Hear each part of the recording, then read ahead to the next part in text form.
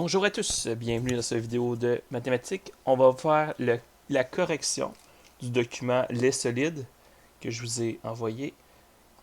Ceux qui n'ont pas le document parce que vous n'êtes pas dans ma classe ou peu importe la raison, ce que vous pouvez faire, c'est tout au long du vidéo, quand j'affiche le numéro ou faites pause, vous essayez de le faire vous-même sur une feuille et ensuite vous écoutez ma correction. Donc, ça va être une longue vidéo puisqu'on va faire tous les numéros en détail pour être sûr que tout le monde a bien compris. Donc, le premier numéro, et merci à Guy Blanchette qui partage beaucoup de son matériel sur Internet, c'est celui-là que j'ai pris aujourd'hui. Donc, la salle de classe. Le plancher rectangulaire d'une salle de danse mesure 8 mètres par 6 mètres.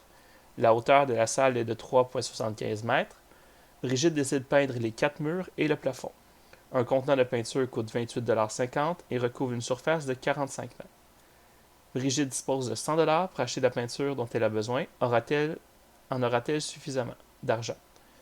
Justifie ta réponse, laisse une image complète et structurée ci-dessous. Donc, on va commencer par faire la première chose qu'on doit faire dans un numéro dans lequel on n'a pas de dessin, c'est-à-dire essayer de se faire un petit dessin, un petit schéma pour bien comprendre, comment la situation se passe. Donc, c'est une salle rectangulaire de 8 par 6, donc on a 8 mètres, et ici 6 mètres.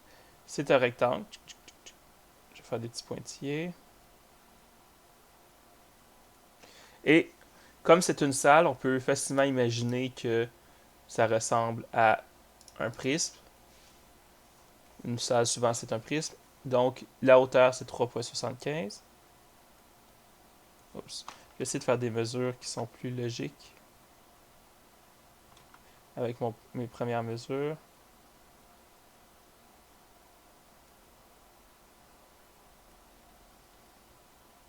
Donc, la hauteur de la salle, 3,75 mètres. Et donc, une fois qu'on a ça, une fois qu'on a ça, qu'est-ce qu'on peut faire?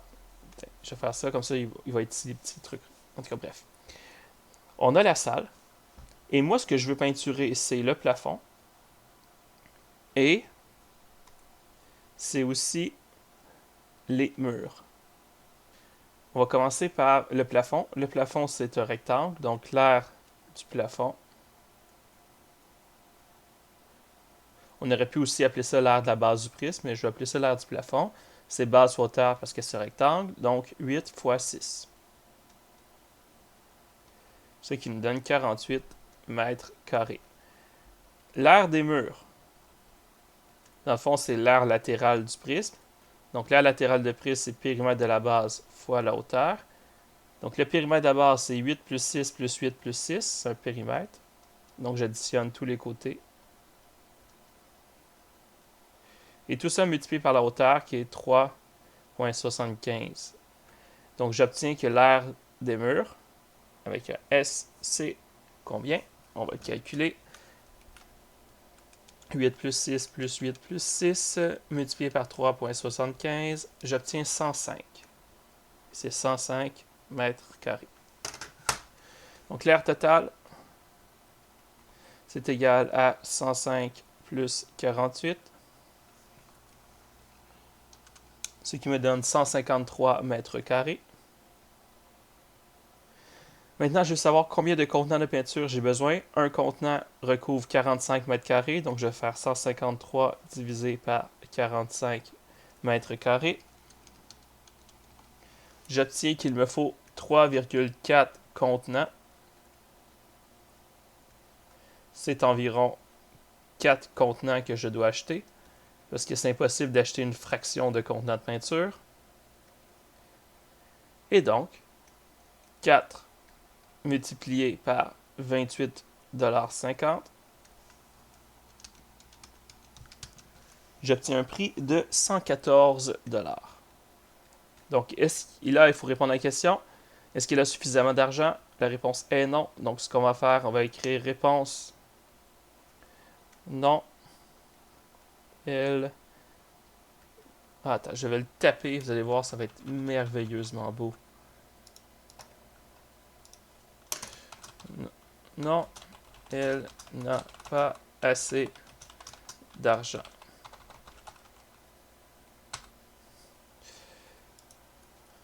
Si vous voulez être encore plus précis, là, vous pouvez vous montrer que vous savez que 114, c'est plus grand que le 100$ qu'elle possède. Mais bon. Donc voilà, elle n'a pas assez d'argent. C'était le numéro 1. Numéro 2 maintenant. Armoire à peindre. Donc pour celui-là, on va devoir peinturer des armoires. Et là, il y en a qui vont se dire, ah, mais dans la logique, il faut faire ci, il faut faire ça. Il faut essayer de bien lire le problème puis de bien comprendre les indices que eux nous donnent. Donc, dans les vestiaires de la piscine municipale, les armoires servant à l'entreposage des effets personnels des baigneurs doivent être peintes. En tout, il faut repeindre les 120 armoires. Donc, on sait qu'on a 120 armoires en tout à peindre. Tiens, je vais même mettre du surlignant. Donc, on sait qu'on a 120 armoires à peindre. Chacune a la forme d'un prisme droit à base trapézoïdale de rectangle. Donc, c'est un prisme. Et la base du prisme, c'est quoi? Eh bien, la base du prisme, ils nous le disent, c'est le trapèze rectangle. Donc là, déjà ça, ceux que ça vous mélange, ils vous le disent que c'est un prisme, puis qu'eux considèrent que c'est ça la base de ton prisme. Est-ce qu'on va suivre ça aveuglément? Peut-être, peut-être que non. C'est à nous de réfléchir dans le problème si c'est comme ça qu'on va le faire. Donc, c'est pas parce qu'eux nous ont dit que c'était ça nos bases que automatiquement on va calculer les bases. OK?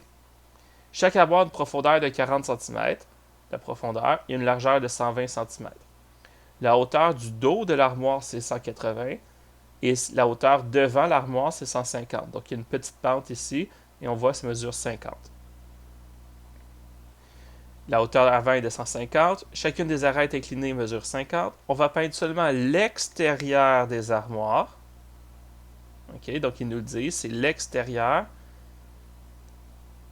sans peindre le dessous. Donc ici, je vais peinturer l'extérieur, donc sur le côté gauche, sur le côté droit, en avant, en arrière, sur le dessus.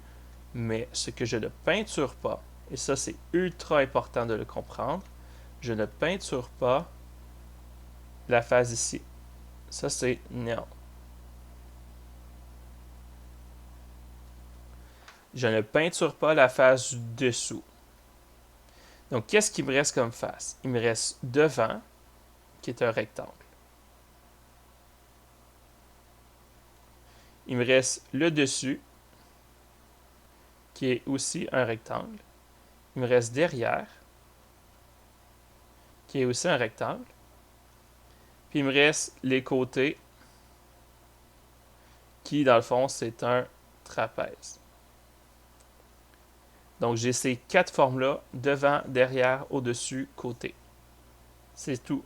La forme en bas, je ne vais pas la peinturer. Afin d'aider le responsable à calculer le coût des travaux, l'entrepreneur qui peindra les armoires lui a remis le tableau ci-dessous. Il comprend les informations sur 3 travaux de peinture réalisés dernièrement pour la municipalité. Donc on voit que 180 mètres carrés pour l'aréna nous avait coûté 270$. 250 mètres carrés nous avait coûté 375$. 930 mètres carrés nous avait coûté 1395$. Maintenant, on va savoir le prix pour les 120 armoires. Donc, on a 2 grandes sections. Okay, imaginez que c'est un numéro de développement pour la fin de l'année. Vous avez 2 grandes sections dans ce problème. Première section, c'est la section dans laquelle il va falloir calculer l'air des armoires. La deuxième section, c'est une section dans laquelle il va falloir calculer le prix. Ces 2 sections sont à la fois dépendantes et indépendantes. Je vous explique. Si vous faites la section de l'air, mais que vous faites une erreur dedans, que vous faites la section de l'argent, que vous ne faites pas d'erreur, c'est à quel endroit qu'on va enlever des points? C'est seulement dans la section de l'air. Donc, ce n'est pas parce que vous ratez la première section de l'air qu'il ne faut pas essayer de faire la section du prix, parce qu'il y a des étapes dans la section du prix qui vont vous donner des points quand même. Donc, faites toutes les étapes, quitte à inventer des chiffres pour une étape, mais vous êtes mieux de toutes faire les étapes, même si c'est possible. même si vous avez fait des erreurs. Okay, n'abandonnez pas une certaine section parce que vous n'avez pas réussi une certaine étape. Okay, essayez de tout faire. Donc, on va commencer par faire l'air. Pour faire l'air, pourquoi je ne vais pas y aller avec air de base et air latéral? C'est pour une raison très simple. Si je dis que c'est les deux trapèzes qui sont mes bases, l'air latéral, ce serait toutes les faces autour. Mais toutes les faces autour, ça inclut la face dans laquelle j'ai écrit non, je ne veux pas la peinturer. Donc, si je fais l'air latéral, j'ai une face que je n'ai pas besoin. Et là, j'ai calculé une face de trop, puis j'ai fait une erreur. Donc, moi, à la place, je vais me fier à ma décortication des faces, mon devant, mon dessus, mon derrière et les côtés. C'est là-dessus que je vais me fier pour faire l'air. Donc, l'air de devant, c'est base fois hauteur parce que c'est un rectangle. Et si on va analyser, le rectangle de devant à la base, c'est 120 cm et la hauteur, c'est 150. Donc, 120 fois 150. J'obtiens 18 000 cm². L'air dessus. L'air du dessus, c'est un rectangle aussi, donc base fois hauteur, 120 fois 50. Donc j'ai écrit base fois hauteur égale 120 fois 50. Ce qui devrait me donner 6000, je vais vérifier. Oui, 6000 cm². L'air, air derrière. L'air du derrière, c'est aussi un rectangle, base fois hauteur, qui mesure 120 par 180 cm². On peut aller vérifier 120 par 180. Donc 120 fois 180, j'obtiens 21 600 cm². Ensuite, 21 600 cm². Il me reste le trapèze. Donc l'air d'un côté, c'est la grande base plus petite base fois la hauteur divisé en 2, puisque c'est un trapèze. Je vais aller analyser mon trapèze. Grande base, c'est le 120, 180. Petite base, 150. Hauteur, 40. OK? Donc, grande base, 180, 150, 40. 180, pardon, plus 150. Tout ça multiplié par 40, divisé en 2. Donc, 180 plus 150 fois 40 divisé en 2, j'obtiens un côté de 6600 et je l'ai deux fois. Donc, quand je vais faire l'air total, je vais avoir 18 000 plus 6 000 plus 21 600 plus 2 fois 6600 et j'obtiens l'air total de ma forme qui est 58 800 cm². Donc ça, c'est l'air total de ma forme, c'est l'air total de ce que je vais peinturer pour une armoire. J'ai besoin de le faire 120 fois. Donc, l'air total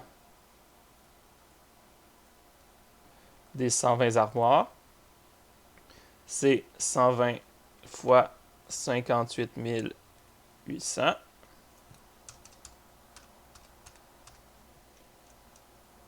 Ce qui me donne 7 56 000 dollars. Et ça, c'est des centimètres carrés. Pas dollars, pardon, c'est centimètres carrés. Donc, ça, c'est l'air total de toutes les armoires.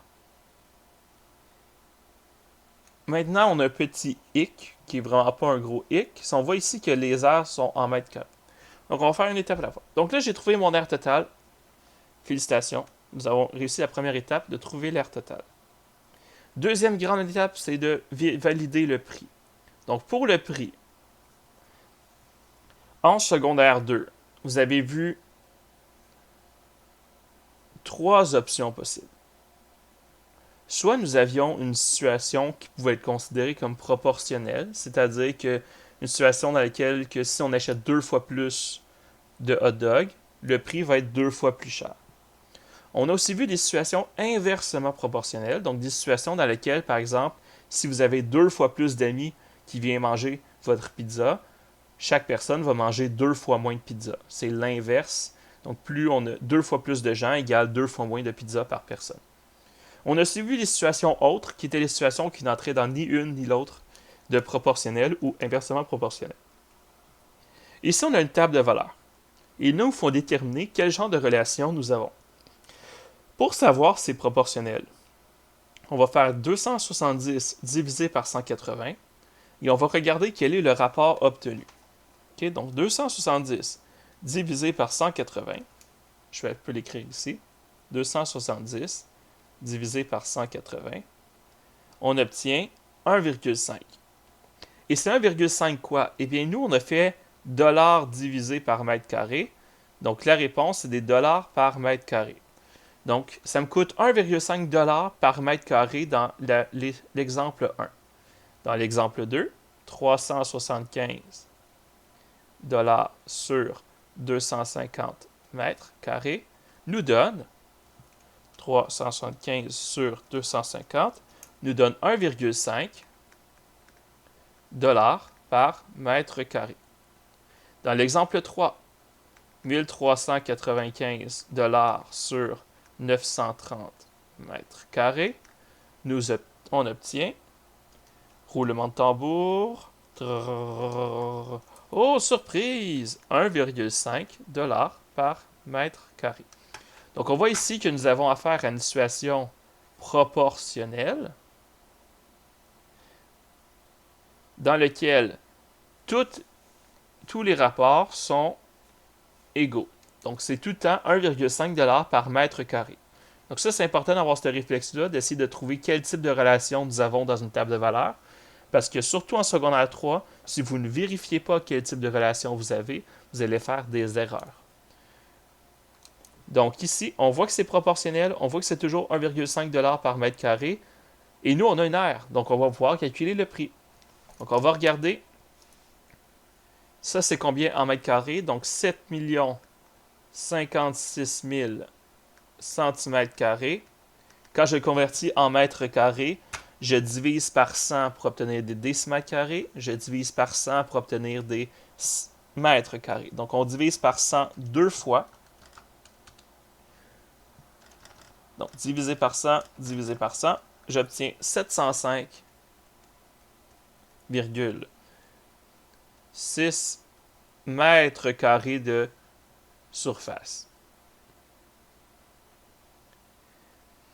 Et là, selon si vous acceptez ou non qu'on calcule des fractions de mètres carrés, vous pourriez arrondir ou pas, mais ça va presque pas changer la réponse. Donc, on fait 705,6 multiplié par 1,5 $ par mètre carré.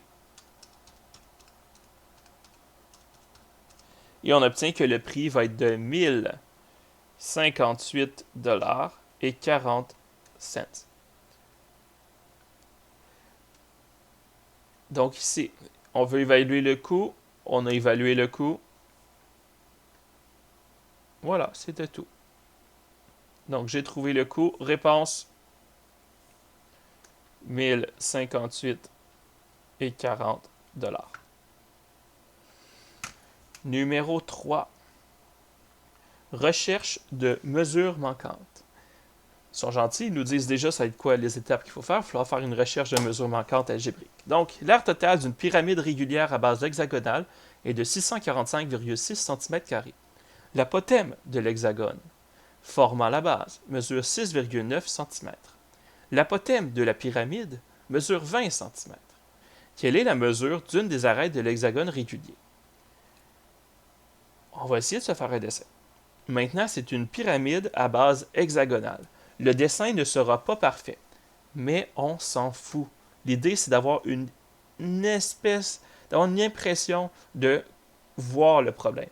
Okay? Présentement, dans notre tête, Certains vont le voir, certains vont avoir aucune idée comment voir ce problème. On va le dessiner, on va regarder ce que ça donne. Hexagone, 6 côtés. 1, 2, 3, 4, 5, 6. Pyramide veut dire qu'on a un apex au centre et on a des côtés qui relient.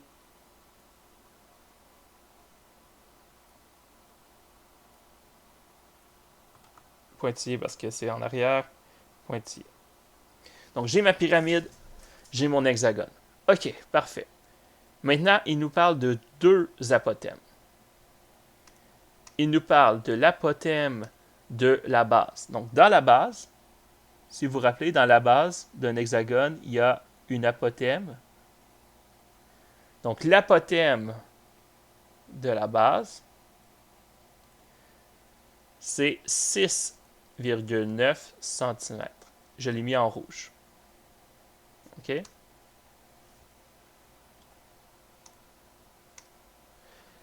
L'apothème de la pyramide, je vais la mettre en mauve, c'est la mesure de la hauteur d'un triangle. Et ça, l'apothème de la pyramide, c'est 20 cm. Ce n'est pas la même apothème et on ne va pas l'utiliser dans le même endroit dans nos calculs.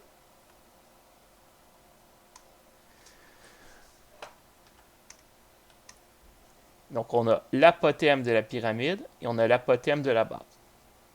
On a l'aire totale. Donc, on connaît l'aire totale de la pyramide.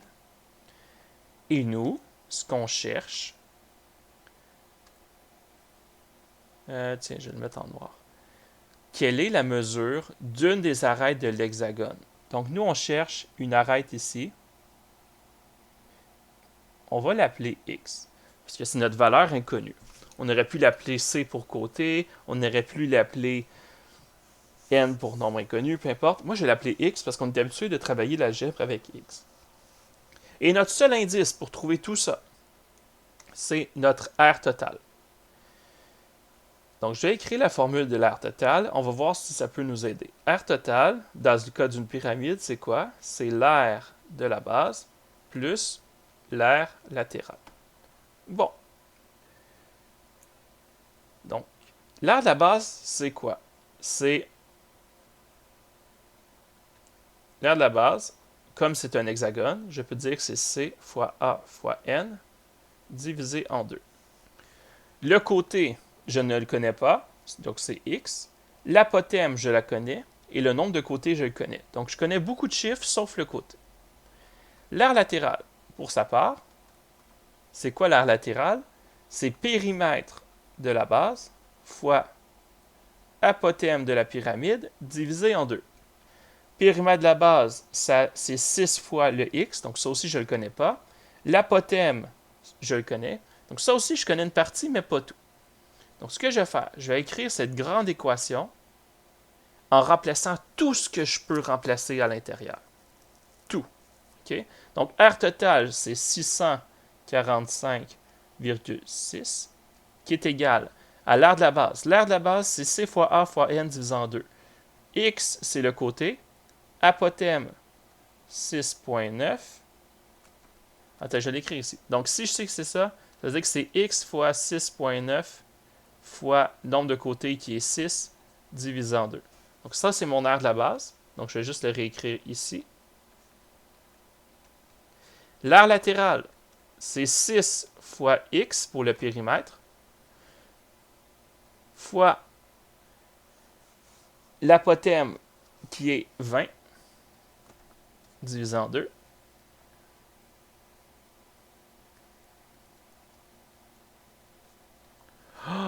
Oh, puis attendez. Regardez, là, je me suis écrit une grosse équation. Ça a l'air décourageant. J'ai une solution magique pour vous. Regardez ça. Je vais l'effacer. Puis avant de se lancer dans nos calculs, on va simplifier nos expressions algébriques. Oh, surprise! 6 fois 6,9. Ça donne 41,4 divisé par 2, 20,7. Donc ça, Ça veut dire que l'aire de la base peut être représenté par l'expression 20,7x. Je fais 6,9 fois 6 divisé en 2. 6 fois 20, 180. 6 fois 20, 120. Divisé par 2, 60. Donc la deuxième, l'aire latérale, c'est 60x. Oh, regardez comment ça va être plus rapide d'écrire ça maintenant. 645 fois 6, c'est l'aire totale. L'aire de la base, c'est 20,7x. Plus l'aire latérale, c'est 60x. Maintenant, je peux résoudre. 645,6 égale 80,7x. Et là, je vais diviser chaque côté par 80,7. Et j'obtiens que 8 égale x. Mon mesure était en centimètres. Donc la réponse, 8 centimètres, c'est la mesure d'une des arêtes. Donc, je répète ce que j'ai fait dans le fond. Je savais que j'avais besoin de faire de l'algèbre pour remplacer la valeur inconnue. Je me suis basé sur l'équation de base. J'ai écrit l'aire de la base en algèbre. J'ai écrit aire latérale en algèbre. Donc, j'ai écrit les deux avec j'ai représenté les deux par une expression algébrique. Au lieu de me lancer dans tous les calculs de tout ça dans mon équation, j'ai simplifié avant. J'ai mis ça dans mon équation. J'ai résolu l'équation. Voilà, c'est tout. Donc voilà, c'était pour le numéro 3. Et regardez le beau dessin. Hein? Hein? C'est qui a le plus beau dessin? Hein? Hein? Je pense que c'est moi. OK. Numéro 4. La boîte et le chapeau. Ouh. Donc, pour ceux qui ne comprennent pas le principe d'une boîte puis d'un chapeau, regardez ça. Hein? 6500$, petit sac qui permet de transporter un chapeau. Louis Vuitton. Hein? Hein? Hein? Haut de forme. Hein? Regardez. À l'époque, un chapeau de forme avait parfois une boîte avec un cadenas pour storer son chapeau et être sûr qu'on ne se le fasse pas voler. Donc, la boîte à chapeau, ça existe. Chapellerie, A. Julie Chabenat. Hein? Ton beau chapeau de forme, il faut qu'il soit conservé dans une belle boîte. Donc voilà, ça existe des boîtes à chapeau. Donc revenons à nos moutons. La boîte et le chapeau. Pierre veut ranger son chapeau dans une boîte ayant la forme d'un prisme rivier à base hexagonale. Et là, il nous donne les informations sur la boîte. Et on veut savoir s'il peut ranger son chapeau dans la boîte. Donc, une boîte, on va prendre pour acquis que cette boîte-là a un fond et un dessus. Parce qu'une boîte qui est ouverte, ça ne sert à rien. Ça ne protège pas ton chapeau contre la poussière. La poussière tombe dans ta boîte pareil. C'est une base hexagonale. Donc, si je le dessine, encore une fois, merveilleux dessin de prisme hexagonal, on va être capable, j'y vais. Touk, touk, touk, et touk.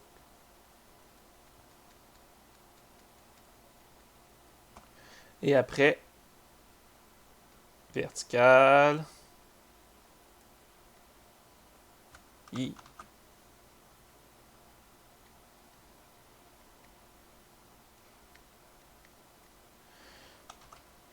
OK.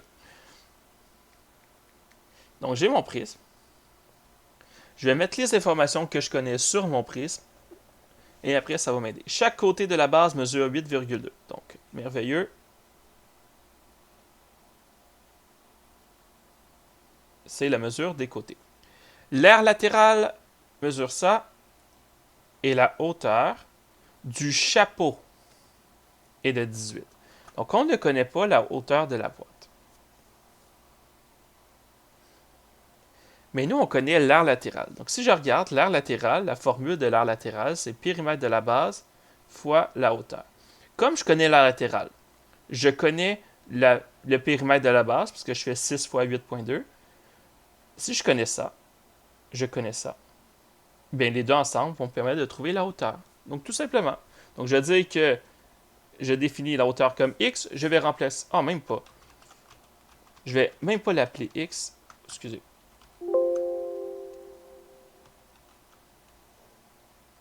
Je ne vais même pas l'appeler x, je vais juste laisser ça pour h hauteur. Donc voilà, aire latérale. Je remplace tout, vous allez voir, c'est très rapide. 787,2 égale, périmètre c'est 6 fois 8,2, c'est mon périmètre de la base. Tout ça multiplié par la hauteur, qui n'est h, puisqu'on ne la connaît pas.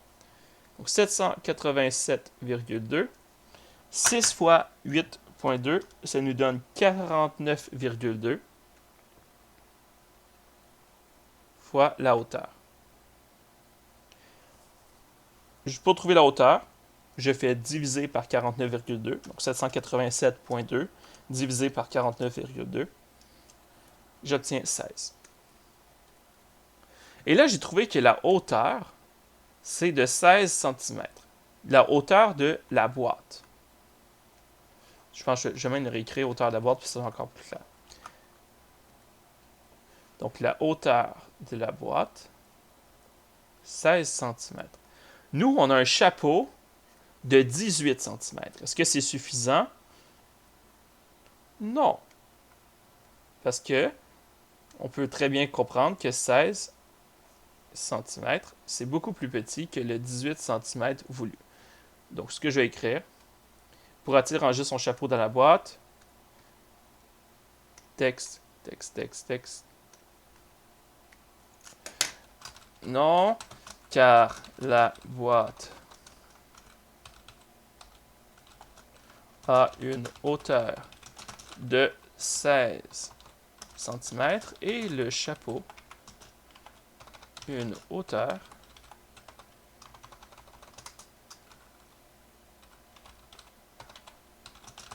de 18 cm.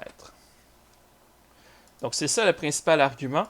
En fait, c'est le seul argument pertinent dans ce cas, c'est qu'on a trouvé que l'art latéral nous donnait une hauteur de 16 cm et que nous, on a voulu un chapeau de 18 cm. Ça ne rentre pas.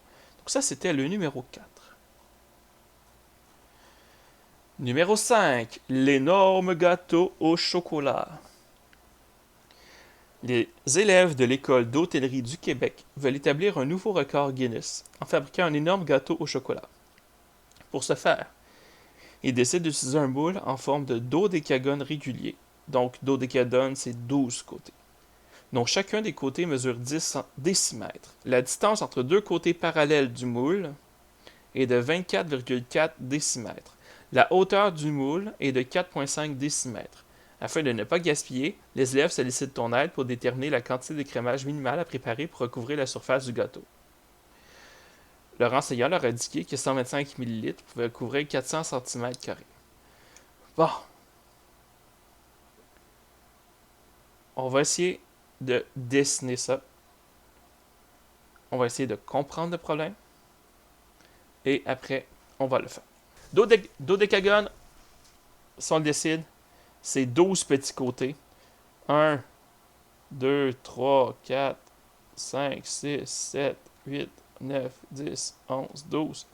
Et après ça, c'est vertical comme ça. Et là, devant aussi, ça fait 12 côtés. Donc, c'est une espèce de prisme à 12 côtés comme ça. C'est vraiment pas beau. J'essaie de voir si je peux vous... Ah oui, je pense que j'ai le cas de mieux vous le dessiner bientôt. Mais ce qu'il faut savoir, c'est que la hauteur du moule, c'est de 4,5 décimètres. Un côté, c'est 10 décimètres. Et que entre les deux, OK? Donc, entre les deux côtés parallèles comme ça, c'est 24,4 décimètres. Donc, si je le vois du dessus, là, 1, 2, 3, 4, 5, 6, 7, 8, 9, 10, 11, 12. Vu du dessus, entre là et là, c'est 24,4. Donc, ce que ça veut dire en réalité, c'est que l'apothème, l'apothème de ce polygone, c'est la moitié. Pardon. Donc, l'apothème, dans le fond, c'est 12,2. Donc, c'est ça que ça veut dire en réalité. Ok, j'essaie de vous le dessiner vite, vite. Sketch. Touf, touf, touf, touf. Create. Je veux un polygone. Edge polygon. Donc mon polygone, il a 10 decimeter.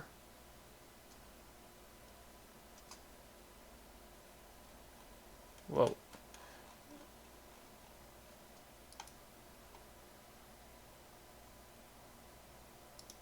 Il a 10 décimètres avec 12 côtés. Pouf.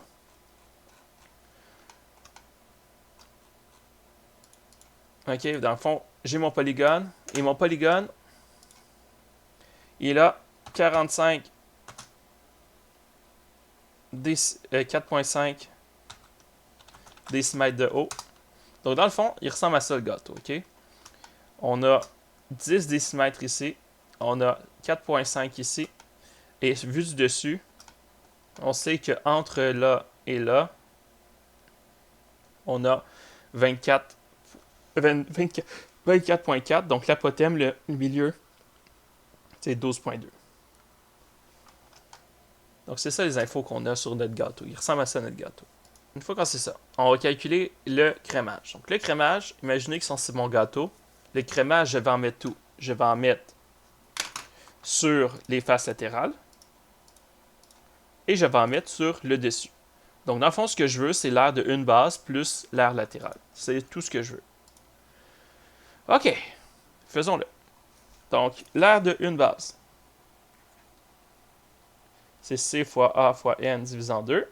Donc, côté 10 décimètres, apothème 12.2, nombre de côtés 12, tout ça divisé en 2.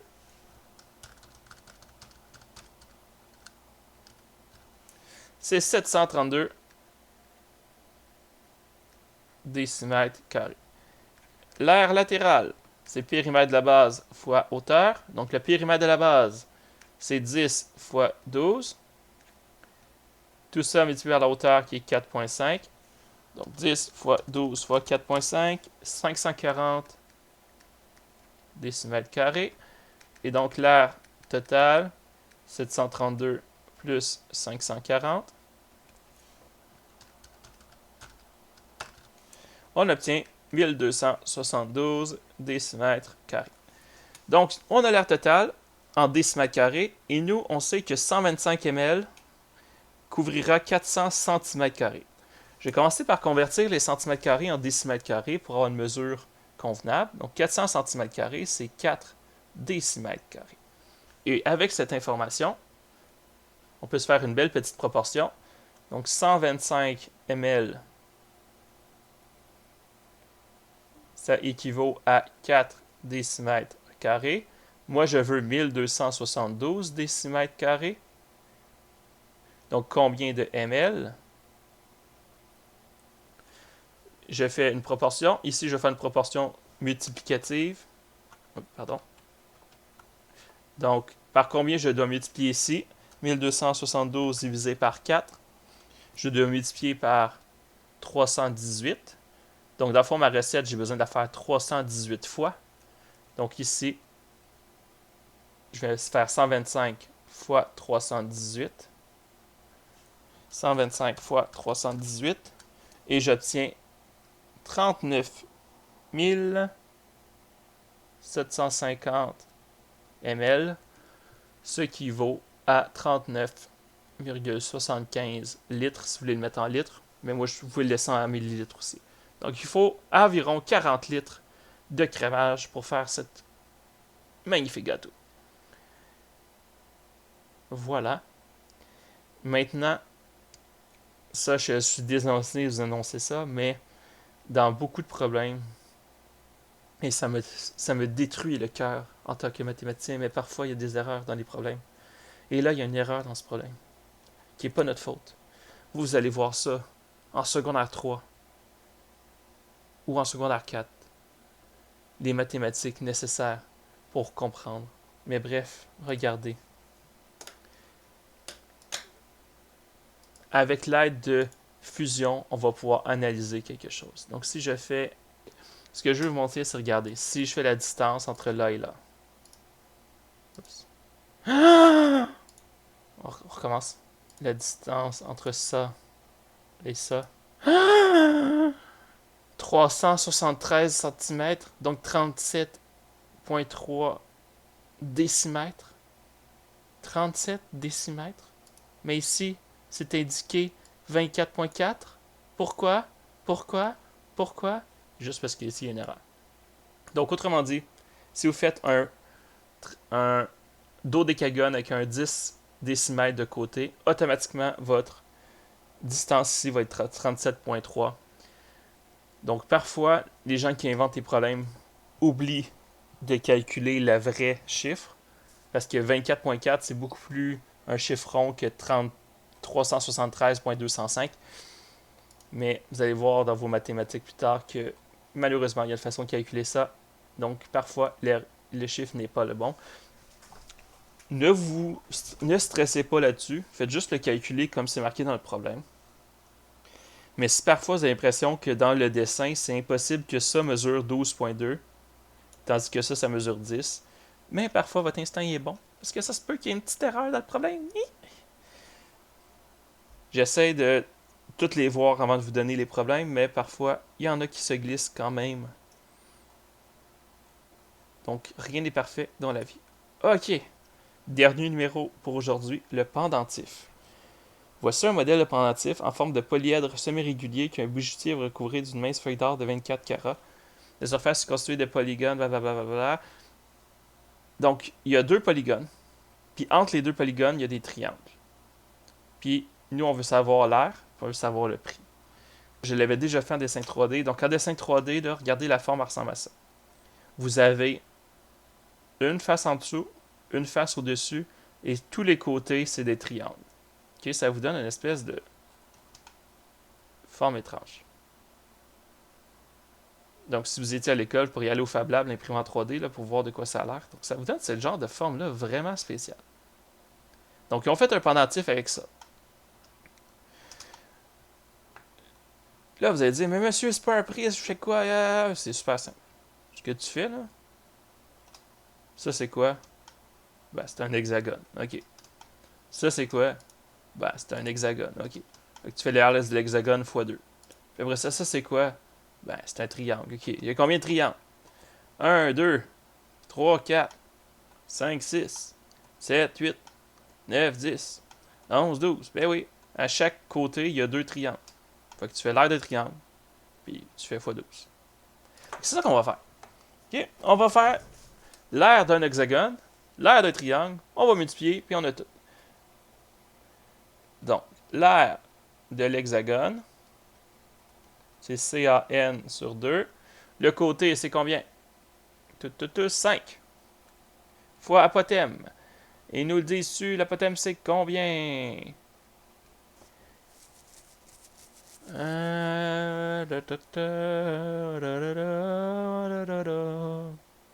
OK. Ils nous disent pas c'est quoi l'apothème, mais à cause que ça, c'est 4,33, puis que c'est des polygones réguliers, c'est-à-dire que ça, c'est équilatéral, on peut en conclure que si on faisait des triangles comme ça ici, ça aussi, ce serait 4,33. OK? Donc l'apothème, ici, là, c'est 4,33 aussi. Parce que un hexagone, quand on le sépare en triangles, c'est des triangles équilatérales. Normalement, vous avez vu ça en secondaire 1. Et comme ici, ça aussi, c'est un triangle équilatéral parce que c'est des polygones réguliers. Ça aussi, c'est 4,33. OK. Je pensais que ça serait écrit un peu plus clairement que ça, mais il fallait le déduire par nous-mêmes. Donc, l'apothème, c'est 4,33. Le nombre de côtés, c'est 6 sur 2. Donc, 5 fois 4,33 fois 6 sur 2, 64,95, c'est des millimètres carrés. Ensuite, l'aire d'un triangle. Base fois hauteur sur 2. La base, c'est 5. La hauteur, c'est 4,33. Divisé par 2. 10,825.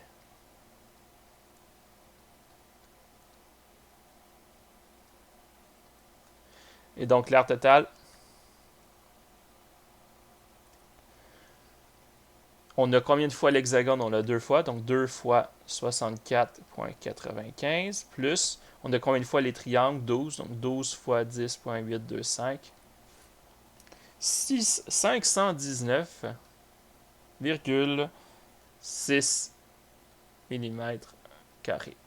Donc ça, c'est l'aire totale. J'ai calculé les 12 triangles, j'ai calculé les hexagones. 300$, c'est une feuille de 1 décimètre carré. OK. Donc, 1 décimètre carré, c'est 100 cm carrés, ce qui équivaut à 10 000 mm carrés. Nous, on utilise 519. Donc, si je sais que 300$, ça me donne 10 000 mm carrés. C'est combien de dollars pour 519,6 mm carrés? C'est ça que je veux calculer. Donc, il y a plusieurs méthodes, produit croisé, multiplicatif ou peu importe. Moi, je vais faire produit croisé, donc 300 fois 519,6 divisé par 10 000. J'obtiens que c'est 15,588$, ce qui est environ 15,59$. Donc, la quantité exacte d'or qu'il me faut pour recouvrir ça, c'est 15,59$. Maintenant, croyez-vous vraiment qu'on va acheter ce bijou-là recouvert d'or pour 15,59$? La réponse est non. Mais vous savez maintenant le prix que ça lui a coûté pour faire ça. Donc voilà, j'espère que vous avez bien compris. Si jamais vous avez des questions, n'hésitez pas à me les envoyer pour que j'essaie de vous répondre. Je sais que cette situation exceptionnelle d'enseignement à distance est difficile pour certains, mais sachez que je suis là pour vous et pour vous aider. Bonne journée, à la prochaine.